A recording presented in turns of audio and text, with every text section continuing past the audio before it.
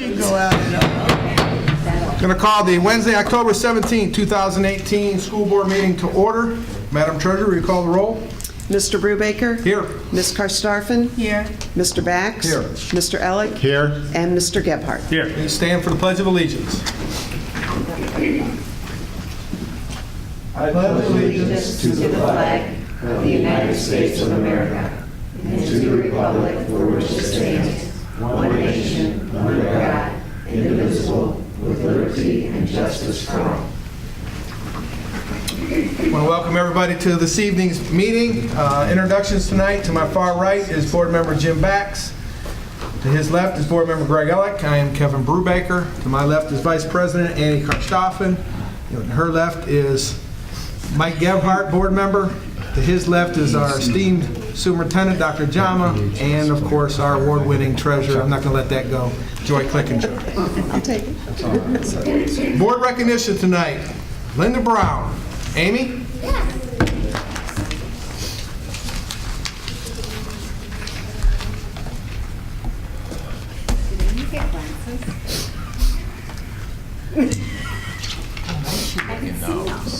They're for distance, so I'm trying to get used to them. You look nice.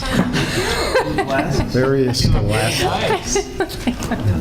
Professor? Oh, yes. Thank you very much for having us, and I'm very excited. Most of you know very well Linda Brown, and Linda Brown is amazing. She's been a rock-steady influence on the Elyria Apple Festival for decades. She's championed the Apple Art Contest, which is how I got to know Linda Brown and have worked with her now for almost 15 years in this position. She has sent countless students through the Apple Art Contest with public recognition for their talents and usually some kind of scholarship or monetary gift for their accomplishment. And Linda is actually stepping away from her leadership role with the Elyria Apple Festival. And we wanted to have an opportunity to thank her for all of the years of partnership with Elyria schools. And while this is a sample of the apple that Linda is going to receive. Hers is engraved, personalized for her, but it is the Elyria Schools Apple of Our Eye Award. So I'd like to invite Linda Brown up to say a few words to the board.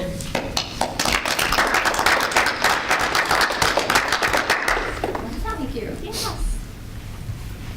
Well, thank you. This is really quite an honor to be back here at the school. It's been a long time because I also started with the high schools back when I was first out. I worked 16 years at Elyria High School under many band directors. And when they opened Elyria West, I was the first one to come here, also working with the majorettes. So I go back a long way. I believe in the youth, and I think they're our future. 16 years ago, when I first approached the superintendent and the art advisor here, I told them what I'd like to do, and they were all for it. So since that time, everything has been so positive. The art teachers have backed me 100% and have given us everything. Amy came on board the year after I had it going. So Amy's been with me for 15 years on the Apple Festival. I keep pretty much detailed records, and I thought this might surprise you. In checking over the years, we've changed our rules a few times because we got so many pictures and it became impossible for us to judge. And so we've modified our plan, but still stuck to honoring every single student that gave us a picture.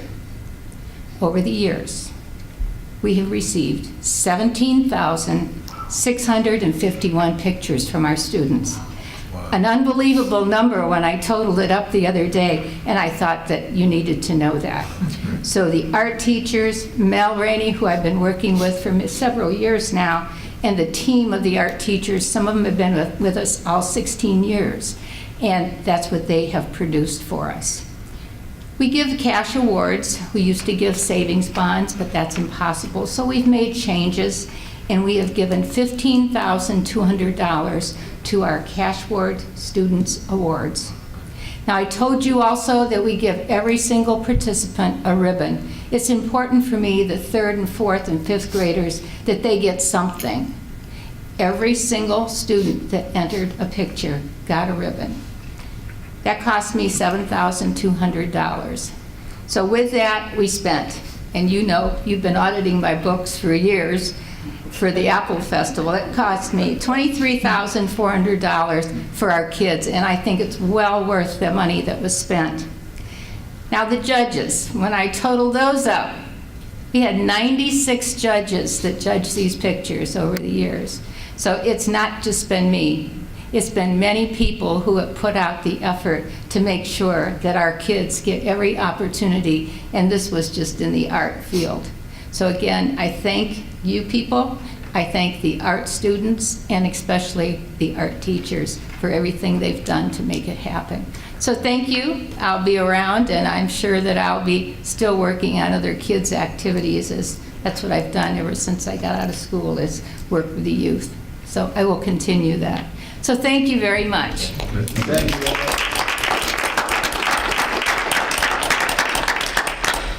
Ms. Brown, thank you for your dedication to the students of the Elyria City Schools and your longtime dedication to the Apple Festival. Thank you. Next item on the agenda is presentations. Madam Treasurer? Thank you, President Brubaker. Tonight we have the 5-year forecast. It's a tool that we use to look at our finances for the future, and we are required by the Ohio Department of Education and the State Auditor's Office to do this twice a year. We do it in October and May. Come next year, it will be November and May. They're switching that. So you can wait till after the election results to then do your 5-year forecast, which makes sense. What does the forecast cover? It covers the general fund only. The rest of the money that comes in to the school district is typically for specific reasons. Bond money is for the buildings. Grant money, each one of those has specific things that they're spent for. But in all, what we use this for is to plan for the future of our kids, what we can do, what we can invest in, and what should we disinvest in. And that goes right along with our mission statement, ensuring that each child reaches his or her full potential. So let's get started on this. You've had this for a few days, and I know you've gone over it because I've gotten some questions, but just to hit the highlights of this. There are 3 changes that are noteworthy. In 2018 is a reappraisal year in Lorain County, and based on the preliminary reports, the residential values will increase by over 4%. We had estimated 2%, so it's refreshing to see that. After adjusting for reduction factors, however, that only actually results in about $50,000 a year increase for us, but it is an increase. Our state share index is higher than expected beginning in 2020. State aid is expected to be about $800,000 per year higher than it had been forecasted due to higher anticipated enrollment. That's also highly dependent on a new governor and anything that might happen in Columbus. But the way things are set right now, our state share index is going up due to our enrollment, and we're very happy about that.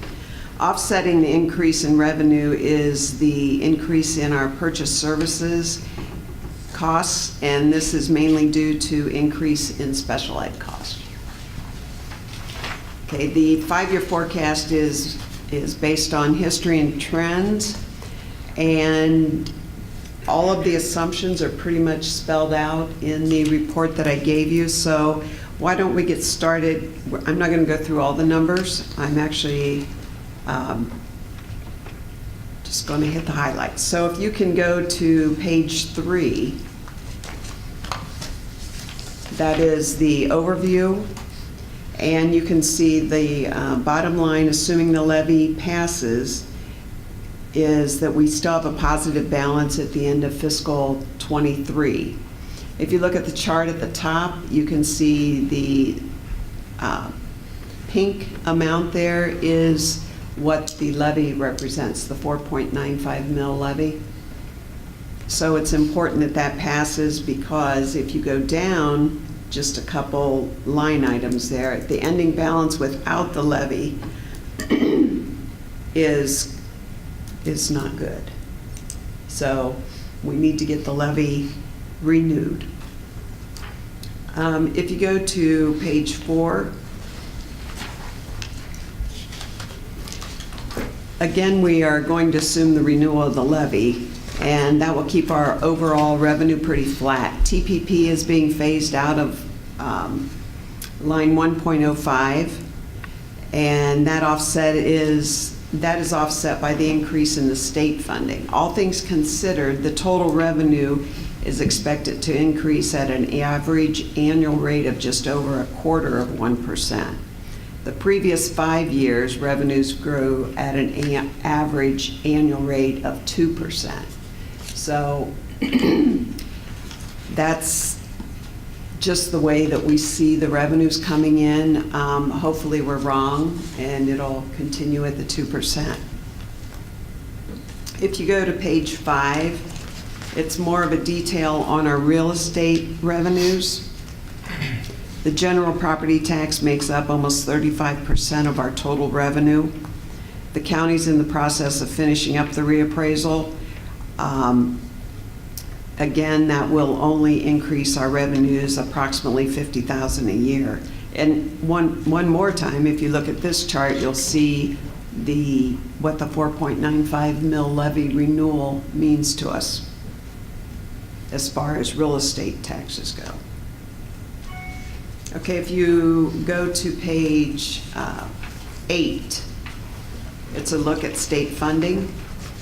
Our state funding makes up over 45% of our revenues. It's our largest source of revenue, and our funding has been very much dependent on the student count and property valuations.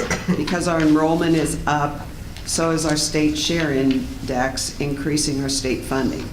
The current budget has our district on the edge between a guaranteed district and a formula district. We're currently on the formula side of that, and the more students we get, the more solid we'll stay on the formula. If we retain or increase our enrollment, the amount of revenue could increase from what is forecasted. Okay, on page 9, it shows funding we receive for economic disadvantaged students. That's the major part of it. We get a small amount for career tech, and our reimbursement for catastrophic aid is also included here. It's only about 3% of our budget, but I thought it was worth mentioning. On page 10 is our property tax allocation. This line of revenue continues to decrease due to the phase out of the tangible personal property tax. Over the last 4 years, the decrease in TPP has gone from $1.5 million to 0. We no longer receive a fixed rate reimbursement for TPP. Again, on this page, you'll see the chart, the homestead rollback that is at stake if the levy does not pass. Now, if you go to page 11, it shows all the other revenues. The largest category in this line item is the tuition we receive from open enrolled students and students that are placed in our district, that other districts are responsible for paying for their education. Also in here, we've had the Medicaid reimbursement, which has been in catch-up mode, and workers' comp reimbursement, where the decrease from 2019 to 2020 is because Medicaid is almost all caught up at this point. On page 13, it's an overview of all the expenditures.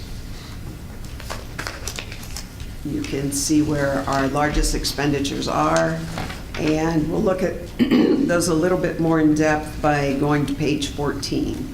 These are salary costs. Salaries account for 46% of our total expenditures. Our current labor contract calls for a 2% increase this year. I've continued that for the life of the forecast to reserve money for potential step and salary increases. Prior to the start of this school year, we had 22 teachers that left our system. We hired 23 new teachers for a net increase of 1 teacher. In general, the newer teachers make less money than our more veteran teachers. And with the change from those 22 to the 23, it's going to yield a $567,000 annual savings each year.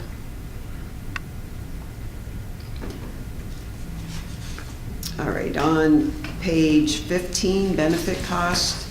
The most notable thing there is that we had a large increase in our premium rates last year. This year, we had a 0 increase, and from there out, I've projected it at 12%. And that's, I mean, there's other benefits included in here, but the other benefit cost rise with salary increases, which we don't have a lot of control over. Okay, on page 16 is purchase services. It's the second largest component of the district's budget. The largest component in this line is tuition we pay to other districts and community schools. Expenses are projected to grow about 2% this year, with a bigger jump next year, again due to the special ed costs. We're anticipating a reduction in this line item also covers our utilities. So I've got a reduction in natural gas cost and maintenance cost with the opening of the new buildings. However, offsetting some of that savings will be the electrical cost increasing due to all the buildings being air conditioned. Page 17 is supplies. These costs have been higher in the past couple years due to new textbook adoptions and purchasing of Chromebooks. We look for the supply cost to return to more normal levels in 19 and going further. Page 18 is capital outlay. With the passage of the bond issue and the district building all new buildings, we will keep building repair to what is necessary and cut back on what is preventative. Once the buildings are built, the spending will go towards equipping the new buildings. On page 19 is intergovernmental and debt purchase expenses. The debt payments made are on the energy conservation bonds that were taken out in 2005, and those will be totally retired in 2021, which reduces our expenditure by over $500,000 a year. Page 20 is other objects. The main component here is the cost for collecting our taxes. So it's county auditor and treasurer fees that run over $650,000 a year.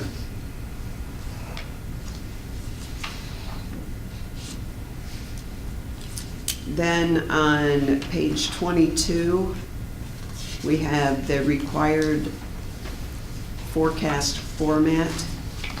And once again, you can see the bottom line the bottom line of the far right column. We are still at a positive cash balance at the end of 2023.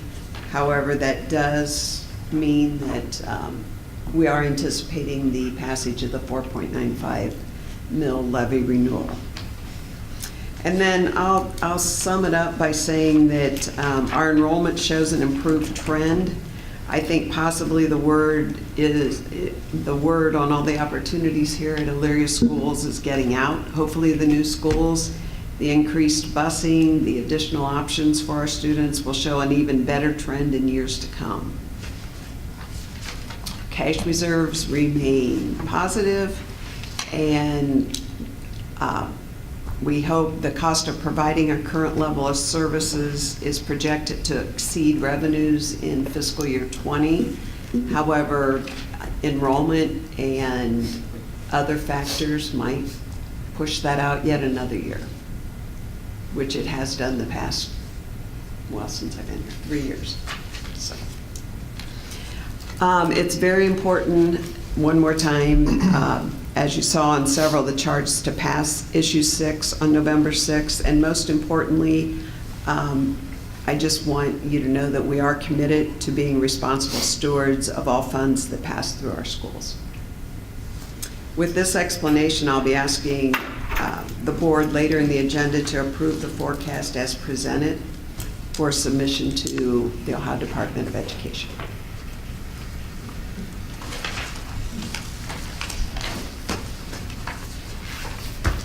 Any questions?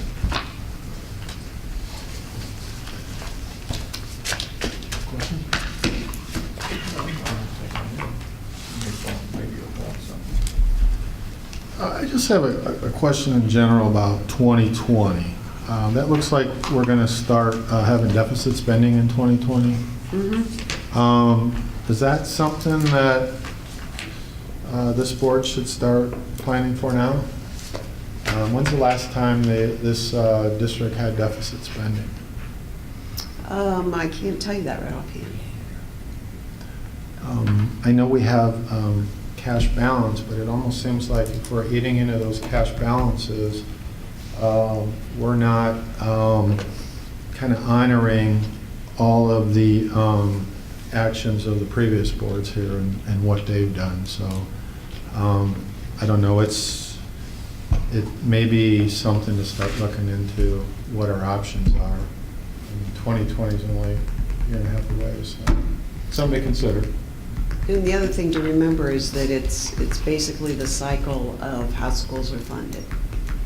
You know, our funding stays stagnant almost, and our expenses almost always go up. Now, we had quite a few years where they basically did not go up because of the cuts that were made. But I think with the new buildings, it'll be interesting to see what we can do there to possibly curb some of that, but that won't be in 2020. Right. And it may also go the other way, where that becomes an additional expenditure for general fund also. And you did have a slight adjustment in there for the new schools, where I think you reduced an administrator? Or I reduced 2 administrators and 5 teachers. It's a interesting scenario that we're going to consolidate square footage and actual teaching facilities, but not students. So it's going to be an interesting dynamic on how to cut expenses. But you're actually tied, the number of students is going to drive our overhead, or at least 2/3 of our overhead, which is salaries and benefits. So, but yeah, and so as we talked, Tom, earlier, I think maybe the last board meeting, when we talked about starting to get a look at, as these buildings get fleshed out and we start to understand what these things are, the cost structure of those buildings could, while it's not going to reverse that trend entirely, it might have a way of extending it, which is always nice. And yeah, I guess I would tend to agree with you that we tend to run districts in this state like we run churches. You know, churches are always broke, and I think by design, school districts are like that as well. Public school districts are like that as well. I think probably the perception is if there's large cash balances all the time, they're being taxed too heavily. So, I mean, there's always that way of looking at it, but yeah, I don't like operating on the edge like that, but I think that's kind of the business that we're in as well. But yeah, but certainly it is. Certainly, I agree with you, Greg. It's enough of a concern or an issue that we definitely need to keep our eyes open going forward. And I think this is a very good conservative forecast. I think you've done an excellent job on this, and it gives us the opportunity now to look at all areas to try to not deficit spend. So, Which is good. That leaves us, that always means that there possibly is some upside, which is nice. That's always a nice way to, and I think probably, yeah, that's the only way that realistically you can do forecasts, is you have to, thank you for being conservative on this, because that's tends to minimize surprises. absolutely. Negative type of surprises, okay? Anything else? Thank you, Joy. Okay. Thank you, Joy. The next item on the agenda is visitors' comments. Do not believe we had anybody this evening. Board member discussion items. Can't wait for Friday. Big day, big day. How are the sales coming, by the way, for the fundraiser? Tailgate party? Yes. I don't have a really good handle on that right now. A lot of times with the tailgate party, it's a lot of at-the-door sales, especially with community. So, and hopefully we'll have a nice turnout. There was a nice article in the paper today Yes. about the end, so Mhm. that's neat. That's good. And it's not supposed to rain. No, even better. I'm looking forward to it. Anybody else? Dr. John, I'm going to ask you to interject here, please. Absolutely. Thank you, Mr. President. And you could help me out with this, Howard. I know the board would like to take action to support issue 25. That is a city ballot that is on the ballot on November 6th. And would that be just with the resolution, Howard, or would that just be the board just supporting the issue? You can do it either way. I mean, if you want to actually pass a resolution, you could do that. It's really up to the vote. Just generally passing a resolution expressing the board's support of the matter, I think that would be the vote. Well, I'll make that exact motion. And I'll second it. So we have a motion and a second for the Elyria Board of Education to support the City of Elyria issue 25 income tax renewal. Am I allowed to vote on this or no? I am, okay. As a city employee, I have to ask that question. So with any other questions on that? We have a motion and a second. Madam Treasurer? Was it Mr. Bax? Mr. Elick made the motion, Oh, Mr. Mr. Elick. Gebhardt second. Sorry. Mr. Elick? Aye. Mr. Gebhardt? Aye. Mr. Bax? Yes. Ms. Karstafen? Aye. And Mr. Brubaker? Aye, motion carried. Thank you, Board. Next item on the agenda is the meeting minutes, to approve the meeting minutes from the board meeting of October 3rd, 2018 as enclosed. Second.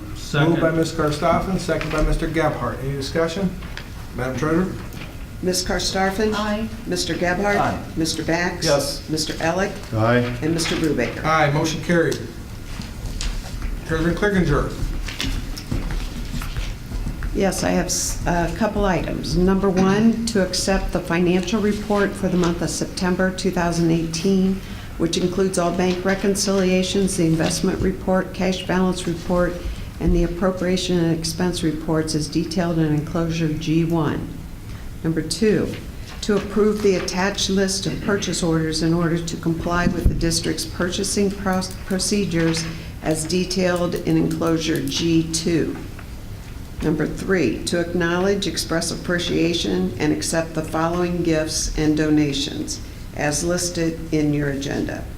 Number four, to approve the 5-year forecast with assumptions for the Elyria City School District, which covers the fiscal years 2019 through 2023 as presented and detailed in enclosure G4. And those are my recommendations. Thank you, Madam Treasurer. That being said, I entertain a motion to approve the items as recommended by the Treasurer. Move to approve. Moved by Mr. Bax. Second. Second by Mr. Elick. Discussion. Seeing as none, Madam Treasurer? Mr. Bax? Yes. Mr. Elick? Aye. Ms. Karstafen? Aye. Mr. Gebhardt? Aye. And Mr. Brubaker? Aye, motion carried. Madam Treasurer, any other reports this evening? No. Thank you. Dr. Jama, Superintendent Action Items. Thank you, Mr. President. At this time, I would like to make the following recommendations under superintendent actions for the board's consideration this evening. Item number 1, to approve the out-of-state field trip for Northwood Middle School 7th grade students to Pittsburgh, Pennsylvania with no-walk tours on May 30th, as detailed in enclosure K1. Item number 2, to approve the payment of stipends as listed below. $29.44 per hour, not to exceed 10 hours, to the following Elyria High School teachers for end-of-course tutoring at Elyria High School. This stipend will be supported by the general fund. Item number 3, to approve the stipend as listed below. $100 per day, not to exceed 1 day, positive behavior intervention support training. This stipend will be supported by the general fund. Item number 4, to approve the purchase of a Ford Transit 250 from the Elyria Ford at a cost not to exceed $33,000. Pricing is at or below state contract pricing. And with that, Mr. President, that concludes my recommendations. Thank you, Dr. Jama. I entertain a motion to approve the items as recommended by the superintendent. I'll make the motion. Moved by Mr. Gebhardt, do I have a second? By Ms. Karstoffen. Discussion. Yeah, Tom, with regard to the transit or the van or Yes. whatever that is, would it be possible I'd be interested in to see a listing of the vehicles owned by the district? Sure. In terms of whether owned or leased? Absolutely. And, and just a real basic thing like year, model, make, mileage that's on the thing. And I'd just be curious what we actually have. The inventory. Yeah. And maybe what department it's assigned to. Absolutely. Yeah, or who's basically assigned to that vehicle. Absolutely. Cool, I appreciate that. I'm in no big hurry, but should be something we could pull out of the file pretty easily. Absolutely, we'll get it to you. Thank you. Thank you, Mr. Bax. Any other questions? Seeing none, Madam Treasurer? Mr. Gebhardt? Aye. Ms. Karstoffen? Aye. Mr. Bax? Yes. Mr. Elick? Aye. And Mr. Brubaker? Aye, motion carried. Dr. Jama, personnel action items? Thank you, Mr. President. At this time, I would like to make the following recommendations under personnel action as recommended by the superintendent for the board's consideration. Item number 1, to approve the unpaid leave of absence of the following certified staff member as listed below. Item number 2, to approve the appointment of the following certified staff as detailed below. Item number 3, to approve the supplemental contracts of the following certified staff, both employees and non-district employees. Item number 4, to approve the athletic supplemental contracts of the following certified staff, classified staff, as detailed below. And these all have been vetted to have the appropriate credentials. Item number 5, to approve the following Ohio High School Athletic Association tournament game workers for their athletic service as detailed below. Item number 6, to approve the resignation of the following classified staff member as detailed below. Item number 7, to approve the unpaid leave of absence of the following classified staff member as detailed below. Item number 8, to approve the appointment of the following classified staff members as detailed below. The next item, to approve the appointment, resignation of the following security resource officers as detailed below. As you know, the Elyria Police Department, they're going through new hiring and many police officers retiring. So as we hire the entire department, which makes it easier to assign duties for extra events, I'll be bringing to you the officers that have recently retired or resigned and the new hires that have been hired by the city as well. And with that, that concludes my recommendations under personnel actions. Thank you, Dr. Jama. Do I have a motion to approve the action items as presented by the superintendent? So moved. Moved by Ms. Karstoffen. Do I have a second? Second by Mr. Bax. Any discussion? Question. Dr. Jama, for the employees and the non-employees at the tournament, the Yes. High School Athletic Association tournament, Yes, are those people compensated? those people are compensated, that is correct. And What- the issue is for the Division, I want to think it's Division 2 or 3 volleyball.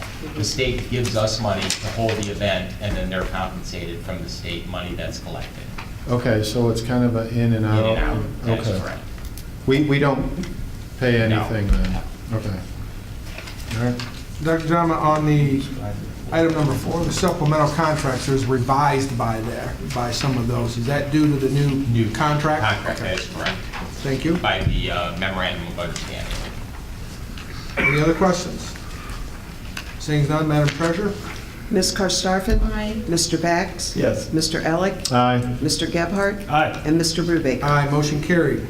Superintendent report, Dr. We do Jama. have one new staff member. Oh, I'm sorry, Jamie. I had it wrote down here, too.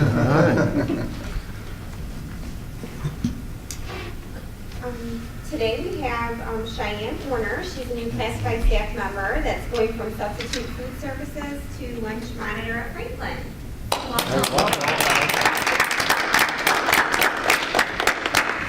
I'm sure we'll get her a Pioneer sweatshirt, right? Yes. Absolutely. I just, yeah, I'm sorry. exactly. Good thing we're not on live TV. Can you edit that out? Mr. President, I'm going to defer to Amy, who is going to give us a update about Friday's events that will be taking place at the new multi-sports complex. Very good.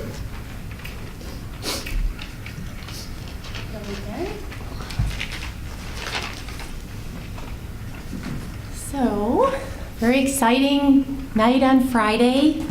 Looks like the weather's gonna hold. It starts at what, 5 a.m. on Friday morning? We start at 4:45 a.m. on Friday morning at the stadium for a live broadcast with Channel 19 News. From 5 to 7, we'll have 4 segments during that broadcast. And then it's nonstop the rest of the day. We have our tailgate party that kicks off at 3:30. Tickets are $10.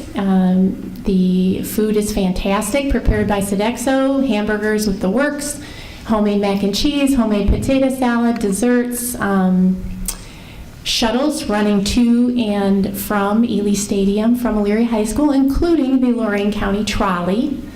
We are going to have a special performance by the Elyria High School Band at Elyria High School at 4:30.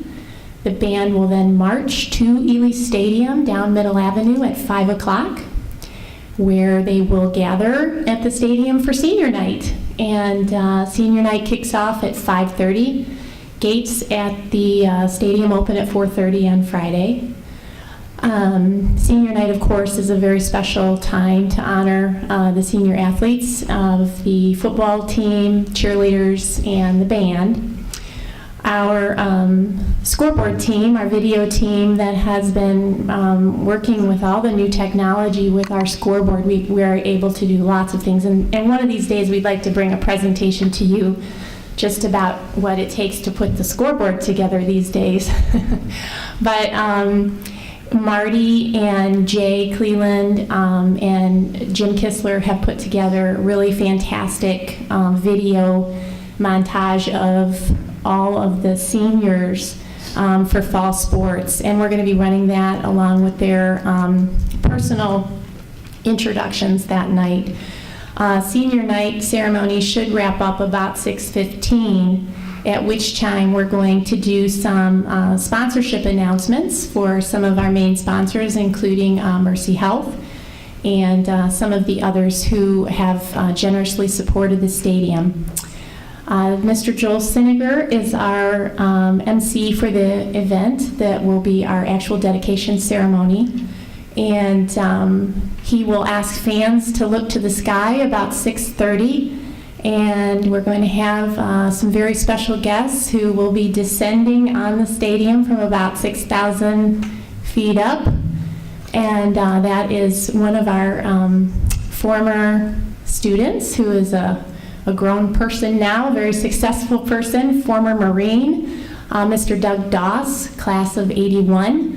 And he is assisting Mr. Dana Bowman, who is also a local person from North Ridgeville. Dana's story is amazing. Dana lost both his legs in a routine training exercise as a soldier and Special Forces elite parachutist with the Golden Knights in the U.S. Army. Dana went on to re-enlist in the Army and ended up ultimately retiring from the Army. And he continues now to jump all over the world raising money for wounded veterans. I should mention that the evening on the 19th is a special tribute to veterans as well, and all veterans will receive free admission. And then we're also thrilled to announce that we're going to dedicate a POW honor chair at Ely Stadium with the help of the VFW. That will be part of our ceremony. And we'll be welcoming home Tiana Madison Bartoletta, who, of course, is an Elyria High School graduate and a two-time Olympian with 3 gold medals to her name and multiple medals and honors and records that she has accomplished in her career. It's going to be a fantastic evening. All of what I just said wraps up in from 5:30 to 7 because we will not interfere with kickoff, which is at 7. We don't want to risk a penalty or anything like that. But it's just going to be a great night. We're very excited. I met with Mr. Doug Doss today. The weather looks good. I've learned a lot about cloud floors and wind velocity and altitude and conditions for the perfect jump. And apparently right now, Friday has them.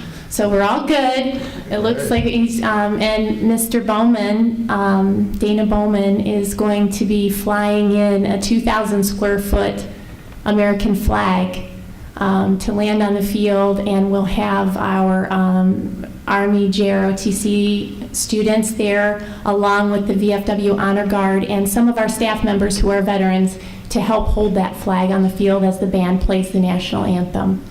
So that's that. Isn't our veteran senior member the 3rd jumper out of this group too? No? Maybe. Is that that's an exclusive reveal tonight. I have no idea. Maybe he was Wow. pushed out.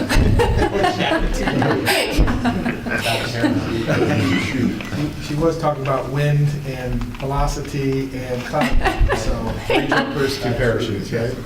We are also working on having the Elyria Fire Department may be there as well with their ladder truck and their American flag, just as a greeter to everybody who's coming in that night. And if that all doesn't do it, we're giving away pink cookies. So there you go. That's great. Thank you. Great.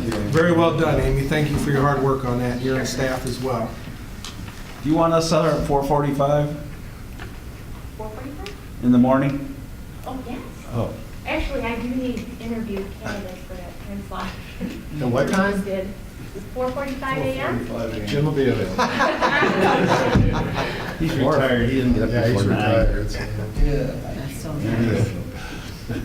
Dr. Jama, That's all I have, Mr. President. I do have a couple questions in regards to the ceremony. Is Overland Road still going to be used for buses only, or are you going to allow vehicles? I know they've been doing some work on I'm the going to defer that parking. to you, Jake. Will it be,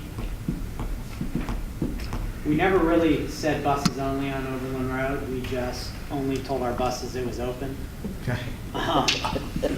So, no, Overland Road, if people need to come off Overland Road, that is available. We are prepared with the way we set up into the reserve lot that we can take cars off of Overland Road. Good. Thank you. We kind of wanted that first game to test out to see what actually was going on, so. And then off of that, the parking update. And we added more spaces. I seen they were paving out there and some stone was delivered, so I'm curious as where we at on possible number of parking spaces there. We added on to the parking lots, and it was there last time at the stadium. Basically, that 1/4 of the lot that was not paved yet, that's all done. Okay. So all the paving at the stadium should be 100% complete, everything's striped, up to full capacity for phase 1. Congratulations to you and the team and the contractors. I know you got your official C of O approved. So Yeah, and the building is, as I'm told, 100% done. I want to thank our crew. Alex is here. They put in some late time. We waxed the floors because they're very particular on how they wanted it waxed. So we took over that duty, and they finished that up late last night. So the building's ready to go. great. Thanks, Jake. Dr. John, nothing else this evening, sir? that's it, Mr. President? Board members. What do we have here? I don't think we have anything else, do we? Seeing as how there's no executive session, I'll entertain a motion to adjourn. I'll make that motion. So moved by Mr. Second. Gebhardt, second by Mr. Elick. Any discussion? Madam Treasurer? Mr. Gebhardt? Aye. Mr. Elick? Aye. Mr. Bax? Yes. Ms. Karstafen? Aye. And Mr. Brubaker? Aye, motion carried, meeting adjourned. Thank you.